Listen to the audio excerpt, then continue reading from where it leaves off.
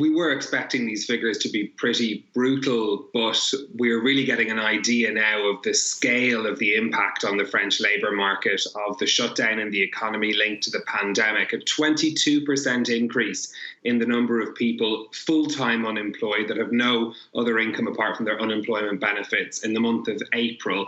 So that's the biggest increase since records began in 1996. Now, some of this can be explained by people who in March had some work but were also receiving benefits, losing that work in April and thus becoming fully unemployed. The other thing that the Labour Ministry is pointing out in these figures is that in a regular month, around 500,000 people get jobs and move off unemployment benefits. That figure dropped dramatically in April as well, as much of the economy had been shut down by the lockdown measures. So these are monthly figures that tell us the number of people signed up for unemployment benefits. It's not the unemployment rate, which is a broader measure of the labour market. Those figures are calculated every 3 months, and actually the last unemployment rate figures in France showed a decrease for the first 3 months of the year to down to under 8% in mainland France. So it'll be some time before we see the unemployment rate increase as a result of what's happened during the pandemic, but we are expecting a sharp increase. Remember that these figures also hide the fact that those 12 million people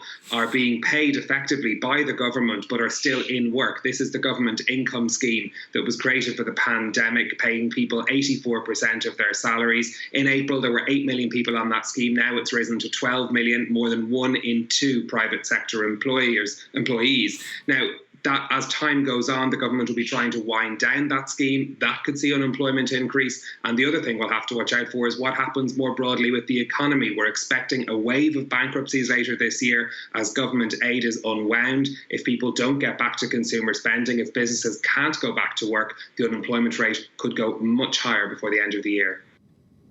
It's been a hot